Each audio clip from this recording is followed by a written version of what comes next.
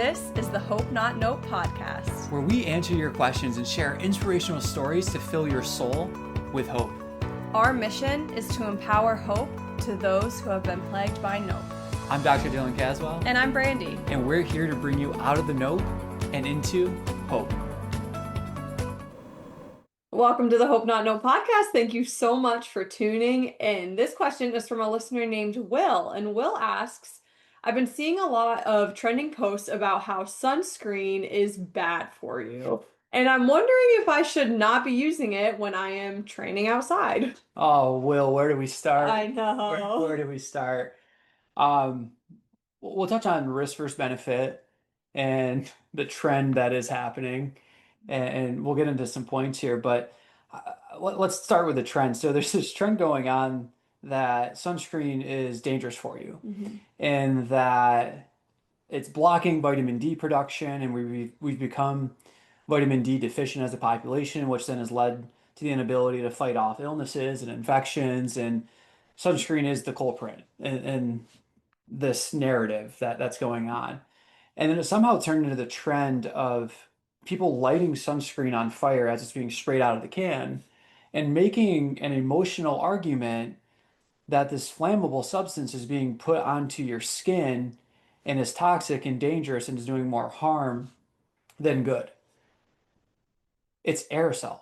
It's coming from an aerosol can. Like anything that's being sprayed out of a can with aerosol is going to light on fire. Which is why we can't bring them on airplanes, Which is right? why you don't bring them on airplanes. And yes, if you try to put a flamethrower to your skin, it will do harm, but it's not the sunscreen itself, and lighting it on fire to show an example of it. It's misinformation. It's nope, and it can be really harmful. So what we need to do is not listen to these emotional headlines with things being demonstrated that have no ounce of science in them whatsoever. Like a little bit of science goes a long way in understanding that this is aerosol that you're lighting on fire. Like do it with an axe can, do it with anything that's spraying something out, and the aerosol is the substance that will light on fire. So a little bit of science goes a long way. And to that, I would say my expertise is not in dermatology. Yeah. It is in sports, it's in human performance, it's in faith, it's in those things, not in skincare. So I would say, well, I appreciate the question, and it is important for us to know this because we're training with athletes that are outside. A lot of our the military members that are going through the pipeline, their schoolhouse is in very, very, very warm environments in which the sun exposure is insane.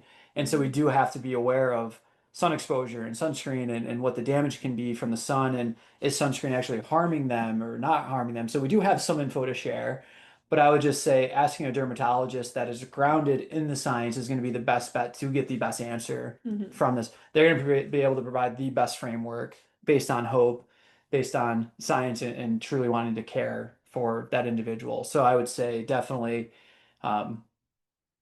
very appropriate to ask a dermatologist this question. But in saying that, I just imagine what their response would be. And I don't want to think that they would laugh in someone's face, but like, I kind of think they might. Yeah, I think in every field there's a certain question that you get asked that you just internally go, not again. Yeah. But okay, I need to be patient and I need to answer this. And then you do. So I think let's touch on the risk versus benefit of sunscreen and also the fact that why is this coming out? Well, the reality is that the numbers of skin cancer has been on the rise for years. And so we got to start asking the question, like, why is that happening? And how can we start to prevent that? And how do these skin cancers come to fruition to begin with? And there's a lot to unpack in that. And we see like the US, Australia, and the United Kingdom are the three countries I think that have the highest rise in skin cancer rates. So skin cancer, looking at things like melanoma and the other forms, they take a while to develop.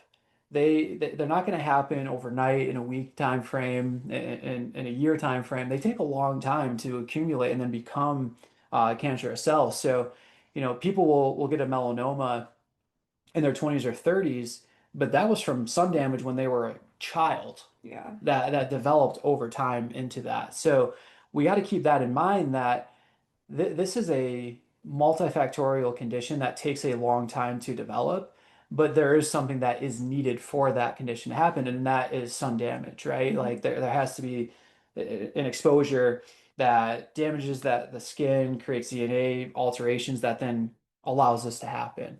So it takes a while to accumulate. So yes, we're seeing a rise, and we've been seeing a rise in skin cancer. At the same time, when we look back in history at the 60s, 70s, and 80s, this was a period in which like sunbathing was becoming more and more trending, Mm. more and more popular. And they weren't using sun protection. Like I remember stories of my mom with her friends that were like bathing themselves in like iodine and oil to go out into the sun to get more Just to tan, get tan. to get like more tan and like there's probably more sun damage than like just laying there or using a sunblock. But that was like the goal is like get as tan as you can. And I don't know like what sparked that movement. I don't know if it was like bodybuilding or like Just been like propaganda in general. propaganda, Yeah. like something sparked it, and so tanning became very, very popular. So now we know that this takes a while for the skin cancer to develop. So now we're seeing a rise in it. But here's the reality. That rise is from people that were doing that back in the 60s, 70s, and 80s because life expectancy has become longer. And Hmm. when life expectancy becomes longer, there's more opportunity for these skin cancers to start showing up. And that's what we're seeing in these developed nations, the UK, Australia, and the USA. Hmm. So I think that's one point that we need to kind of tease out. The second part of this is that there's a very, very, very well-known risk factor for cancer that is a level one carcinogen, similar to how smoking is a level one carcinogen for lung cancer and other types of illnesses. And that is using a tanning bed, Yeah. right? That is very, very well known to be a level one carcinogen. Yet, how many people in developed nations are using tanning beds? Yeah, so much so that like was it last year or 2 years ago that I had asked you your thoughts on tanning beds because I had never been in one. I still have never been in one, but I don't remember what it was, but I wanted to use it during the winter months here in Syracuse, and you basically were like, "No, not happening." Yeah, To quote Duck Dynasty in the way that they always say no, no. no, no, no. And the research on that is very clear Yeah, at the risk of that. And yet people will still do it because of aesthetics and wanting to feel tan. And like, hey, I get it. We like being tan as love fellow tan. Italians, but it's like, I'm not willing to risk my health now and in the future Hmm. from this thing that's going to make me a little bit darker. Hmm. When like, okay, summer month, like, yeah, let's try to go somewhere that we can get sunshine. If not, like if you don't have those resources, it's just, hey, when the sun's out, try to get out in it, have Hmm. some winter fun, and know that like the spring and the summer will be coming Yeah. and that you can go soak in the sunlight then. But like, yeah, so the popularity in using these tanning beds and tanning salons has increased drastically. Like I, they used to not be a part of a gym, and Hmm. now it's like part of most gym memberships Right. of like, oh, you get to go work out, but there's also a tanning bed Which and a sounds kind of spa. counterproductive if you think about it, but Right, right. It's like come do this thing that's very healthy for you, and then come lay in this thing that's very known to be unhealthy for you. right. It's like it's Like they're not. not selling cigarettes at the gym, so why would they be selling Yeah, I tanning was gonna beds? say that like it's not apples and oranges comparison, but it's like you go to work out and they're like, hey, have a smoke afterwards. Yeah. Which I'm sure some people do, Right. but the gym's not selling The them. gym's not selling Oh it, my so goodness. yeah, and like, and we talked about like things trending. I think of like the GTL era, Mm, like Jersey Shore, and I'll admit like I used to watch that show, love that show of like Gym Tan Laundry, and so it just became this part of like society's thought of what healthy looks like, mm, and it was being fit and being tan. And I have to imagine, and I don't have evidence on this. This is just an opinion. I have to imagine that it goes back to like Mr. Olympia mm, bodybuilding magazines like back in the day that it was like, you look like you get super fit, you go get a spray tan and you go flex. mm-hmm. And like maybe that's not what happened, but in my brain, I'm like, there has to be something that was looked at as like a picture of health Yeah. that everyone said, oh, I should follow and do that same thing. Because Mm-hmm. it's like something created this move. towards like you need to be tan. Yeah. So yeah, so that's one. So we talked so far on life expectancy is increasing and uh, the skin cancer that we're seeing now on the rise is not from using sunscreen in the modern day. It's from what was happening previously. Hmm. And the other rise is that there's been a huge increase in tanning beds. Hmm. And that is a just a known, at this point, I'd say a fact that using that tanning bed is going to increase your risk of skin cancer. The other reason we're seeing a rise in it is from reporting and detection. Yeah. And that's like whenever we see huge increases. So, for example, in the Middle East and in Egypt, for example, a couple other countries there, the skin cancer increase is about 100% to 500%. Wow. And it's not like all of a sudden 100% to 500% of the population is now having this thing happen. It's that it's now being detected and Hmm. being screened. So things that used to go unnoticed for years are being recognized earlier, which leads to better treatment. Hmm. So we see this huge increase, but we're also saw an increase in the ability to screen and detect it and provide resources such as a dermatologist Hmm. to these areas to identify this condition. Yeah. Is part of that that people are noticing it themselves and then going to medical professionals, or they already go to medical professionals and the medical professional is finding out versus, maybe 30 years ago, 50 years ago, 100 years ago, they weren't even paying attention to their skin. Where now Exactly. I feel like cancer in general is such a like it's a sucky thing, Yeah. but it's so heightened in at least in the United States that people are constantly looking and Yeah. constantly talking about it like, hey, have you gotten checked? Have you gotten screened? And like all these different things. And so are you saying that part of it is that people are doing that not just in the US, but in other countries as well, and that's why the 100 to 500% happen? Yeah. I would say I'm hopeful that that's happening, and that tends to what was happening and where that statistic came from, and looking at that population and the general data. But the reality is that in the U.S., I'm going to throw out the number 36 dermatologists to 1 million, where Mm, in Egypt it's one dermatologist to 1 million. wow. So 36 times the amount available of a specialist to detect and treat this condition. Mm. And to that one where before it wasn't the one to 1 million, it was much less than that. Yeah. And I will say that there's sometimes that we can, as a field, over screen, over medicalize things. But the data on cancer is very clear. Like screening for breast cancer can be very effective. Scanning yourself, doing skin checks on yourself for potential skin cancers is very important. Why? Because it leads to improved treatment because you can get it faster. And I remember this story back a few years ago in hockey, and I think it was in Seattle, but there was a fan that was sitting behind either a manager or a coach, and she noticed that there was this asymmetrical mole, I think it was on his neck, and she tapped on the glass Mm. and he looked and she typed out on her phone, you should get your skin checked out. Mm. There's a I mole remember that. back here that doesn't look great. And he was like, wow. Went and got it checked out. It was cancerous. They got it removed and he's doing well. And so the like the early detection and people being able to understand that like, hey, if there's a very asymmetric mole, like these edges that are jagged instead of like a nice circular one, that Mm. yeah, I should go get that checked out by a specialist just to make sure. Hmm. And again, I understand the over medicalization of things, but I feel like something like a melanoma or carcinoma, like yeah, no, go get that Hmm. checked out. Like it's meant to screen as a preventative thing. Yeah. And then if it does find it, like it's a win-win. Like it was found, so now it can be treated, or it's not there, so it was prevented, and now you can learn more preventative methods. Right. Which again, it's not from the sunscreen that the person has been applying. Right. So let's touch on that because what is one of those preventative factors?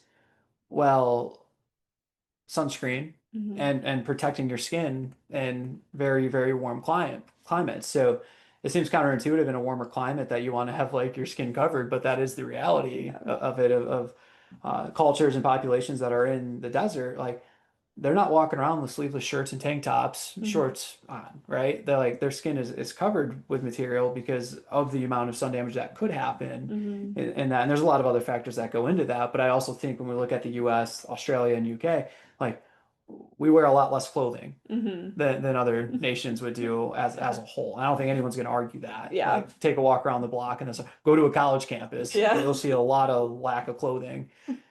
So I think that there's more skin exposure, there's more sun exposure in these Hmm. nations, and to blame sunscreen for it, it's like sunscreen can be a benefit as a preventative factor for these things occurring. So then the question becomes, well, is there a risk to using it? Is there a risk of using too much of it? And I think the general recommendation is about an SPF of 30. So people that use like way more than that, are they vitamin D deficient? Are they at risk of the chemicals from the liquid or the lotion getting into their skin and creating metabolic chaos? And I'll answer that in a few parts and help me stay on track with it, but we'll take that in a few parts. So first, when we look at this and we look at the lotion, yeah, there are some chemicals that are in it. Like there's some chemicals that have been found in it that can get into the system. Not a lot of them because our skin does act as a preventative barrier, but some of them can get into there. But the risk of that creating any metabolic chaos or illness or disease is very low, and it's not even known at this point. Hmm.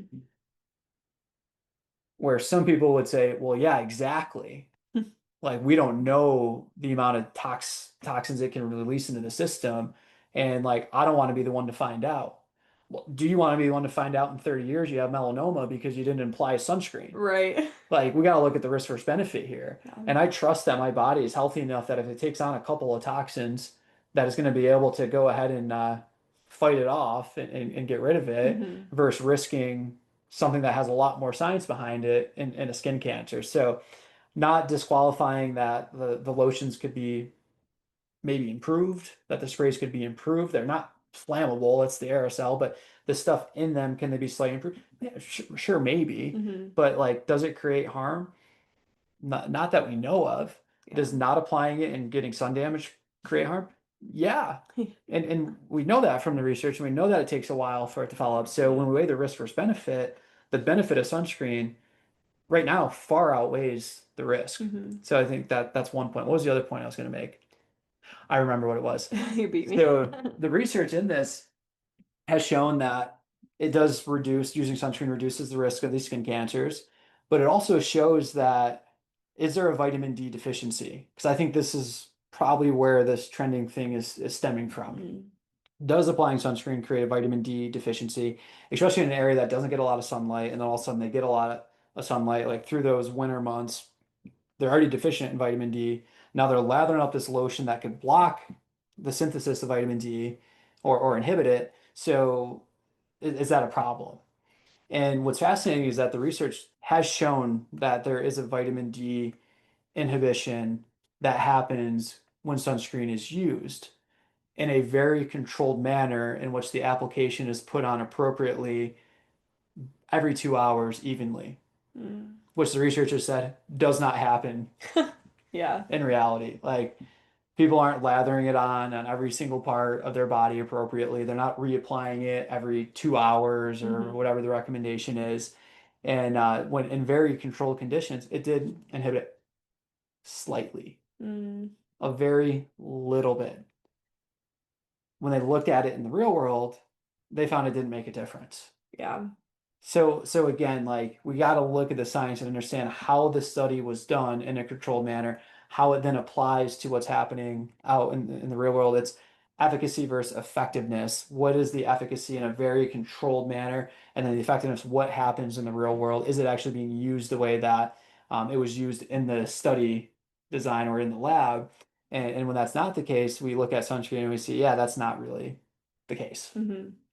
Yeah, it's interesting to me. I think one, people love trending topics. Like they Hmm. love to like hop on the trends and the bandwagons and like voice their different opinions. And then I also think that there are like biases, right? Like oh, I sell a non-toxic sunscreen, so let me like hop on this trend because this sunscreen's non-toxic. You will get the same amount of vitamin D with this sunscreen, but if you use the other sunscreen, you won't. Like, I think Yeah. that people love to like sell their products, Hmm. and then if there's something going on, they want to like skew it in a way that like promotes them. And I'm not saying that's the case always, but I do wonder with this specific trend if that's going to be going around a lot as well, because we see it in a lot of other trends as well. It's the wild, wild west of the wellness world It really is. of let's create a narrative. Toxins is the big trending thing right now. Plastics, toxins, you don't know what's in this lotion, you don't know what's in your food, you don't know how the particles in the container of the food are getting in and leaking into your system and affecting the microbiome of your gut. Like I remember when the microbiome of the gut came out and that was a big thing and Mm, like how and it's important. I'm not saying it's not important. Like I want to be clear that like the gut microbiome is important, but what ended up happening is like yeah, we got a little bit too extreme yeah. with it and I see the same thing happening with toxins. Well, Like the wellness world, the wild, wild west of the wellness world is very much fear mongering, yeah, which is hilarious because that is the exact opposite of what being well is about. Like, if you are striving to be well, you cannot live in fear. Yet, the wild, wild west of the wellness world is all about fear mongering. yeah, And what do you call it? Natural fallacy. the natural It's fallacy. just Yeah. it's just everywhere. And FOMO. And it doesn't Yeah, even make and FOMO. it doesn't even make sense, right? It's like you need a sauna to like get warm. It's too warm outside. Go in your air conditioning. Like you need to cold plunge afterwards for all these health benefits. Oh, the science actually shows it could get in the way of your goal of hypertrophy. It's like they make claims first, sell the product, and then the science debunks it, and then they move on to the next thing, Hmm. using the same fear mongering, the same FOMO, and making you think that you're not healthy while like minimizing the major health impact factors that can actually Yeah. produce wellness. So it can be frustrating. There's so many like, people in that world, Yeah. and Well, and that's why here at Hope Not Nope, we are focused on giving you the actual science, yeah, debunking the myths, not just in the wellness world, but just in general. Like, we're here to educate and empower you with hope, giving you frameworks that are proven, not these like myths that a lot of people believe. And that's why we have this podcast. That's why we do what we do, is because there's a lot of junk out there and there's a lot of nope out there. And our listeners, and hopefully our listeners, people that they can share this with, deserve to have hope, not nope. yeah. And wellness is important. So is science. Yeah. And when we can combine these two things, like, wow, now we can make a true impact and not be wasting time, wasting money, or wasting resources. Because the other thing the wellness world will do is use scientific explanations for something that has no validity whatsoever. Like Yeah. ionic foot bath is like one of my favorite examples of like, well, the reason you're having this is because you need to detox. And the way we're going to detox is by putting your feet in this bath and using an electrode in the water. And what that's going to do is pull toxins out of your feet. And when it pulls the toxins out of your feet, you're going to have more energy. You're going to have more ATP. Your mitochondria are going to be happy. So they use these scientific explanations. Your lymphatic system is going to drain. They use all these scientific explanations. And then what does the science show? Nothing's coming out of your feet Yeah. during these baths. And the water turns that color because of process of electrolysis, not because toxins that are being pulled out of your feet. So awesome explanation. You use a lot of scientific words.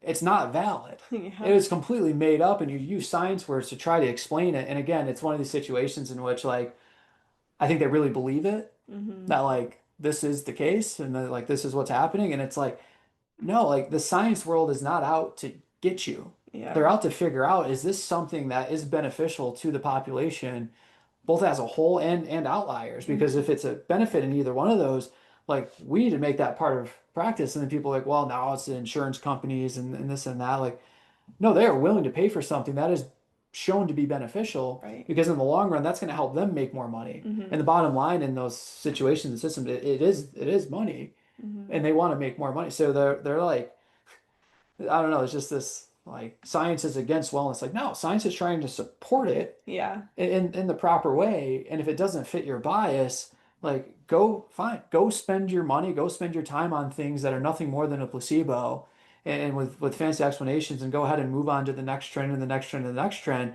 And at the end of the day, you're going to be sitting at the back of all these trends and going, huh, I feel like I'm missing something. Yeah. And we don't want you to do that.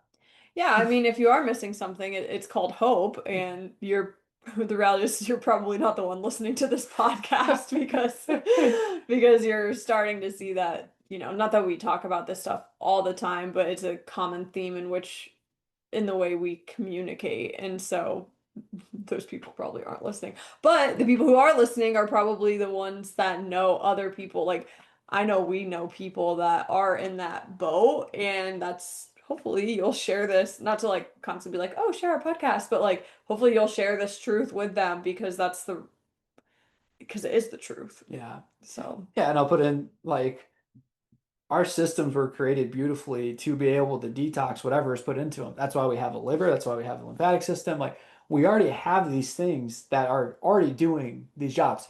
Nothing needs to be pulled out of your feet. I've seen other ones of like wrapping onions on your feet and saran wrap and that's like detoxing and this and that. It's like, no, no, like you already created yeah. with what you need. And God like, didn't create junk. right, like we got to lean into that truth. And that's when we can start focusing on hope, self-agency goals, and then a framework to achieve that goal. If you don't have the framework to achieve the goal, then you have false hope. You got wishful thinking, you got nope in that Mhm. situation. And this is really the framework of if you have self-agency in the sense of you want to prevent uh, skin cancer, and you have the goal of doing that. Well, what's the framework to do that? Well, protect your skin Mhm. in a safe way. Still, you need vitamin D. Like you need that. And how do you do that? Go enjoy the sun. You don't have to be in the turtleneck or sun hat, but like enjoy the sun. But yeah, at this point, the benefit of using sunscreen is way higher Yeah. than the risk. So don't fall for the flamethrowers being made on social media that are saying this is dangerous. Yeah, flames are dangerous. That's not new news. Aerosol catches on fire. That's not new news. Like, I feel like sometimes we're going backwards instead of forwards, and It's yeah, clickbaity. it's clickbaity. We could rant, but let's rant Yeah, about our hope story instead. yeah. So we'll move into the hope story, and to sum that up, Will, thank you for the question. Again, talk with a dermatologist, the expert on skin, and see where they're sitting in this conversation. I imagine what the answer is going to be, but that's our 2 cents on it in human performance. That if I'm out in the sun for a whole day, testing or covering a sport, like I'm wearing sunscreen Yeah. and our athletes are wearing sunscreen. If I'm covering an event and the referee forgets their sunscreen, I'm letting them borrow the sunscreen Hmm. because it's like, yeah, I don't want you to get sunburnt. And I also want to mitigate your risk of melanoma and other types of skin cancer 30 years from now. Yeah. So we're pro sunscreen, Yeah. Go sunscreen, go. but also pro vitamin D, Yeah. right? And I think that's the balance to this of like, yes, we need vitamin D. You need to get out into the sunlight and get that. And, we don't have to be too concerned that sunscreen is preventing vitamin D synthesis from Yeah. from happening. And again, the studies that show that we have to look at it and say, oh, that was a very, very, very controlled environment, and that's not what's actually happening Hmm. out in the real world. So good? Good. Makes sense? Yep. Cool. All Hundo. right. So Hope Story. I have an athlete that we've worked with for like 5 years or Hmm. so, and phenomenal athlete, phenomenal dude, and he's getting ready to transition into college and college sports and all that. So my hope story is that in the excitement, obviously, like when we work with people, we connect with them Hmm. and we build a relationship of caring. And he got his floor plan for his dorms and uh, got it. And he's like, "Hey, you want to see what I'm moving into? Here's the floor plan. Hey, let's watch this video and you can see like what it looks like." So it's just special because it's Yeah. obviously like a big change and to just see his excitement and to be part of it with him was just a special moment. Oh, I love hearing that. I think it's really cool. We work with athletes of quite literally all ages, and so it's cool to see different athletes go into a new chapter, a new season of life. whether it's getting married or if they move into a new house or something like that. But there's something so special about like working with the teenage athletes and having them step into this adulthood and going to college and stuff like that. But really grateful for the bond in which we create with these athletes, that they want us to remain part of it with them, Yeah. So that's so sweet. Yeah, yes, and hopefully you feel that listening to this podcast, that you Yeah. feel like you're part of this as a community, because you are, Yeah. and that's why we're doing this, is to build that community and to give you these frameworks of hope. And we just appreciate that you're part of this Hmm. with us, and we hope that you feel that way Yeah. as well. Hmm. So thank you for listening. Have a great week, and remember, every day is not just a day to be hopeful, but an opportunity to become hope. The Hope Not Know podcast is meant for educational, informational, and personal development purposes only and does not constitute any health or medical advice. If you're looking for specific advice, connect with us to work with a Hope coach. The Hope Not Know podcast shall not be liable or responsible for any loss or damage allegedly arising from any information or suggestions in this podcast.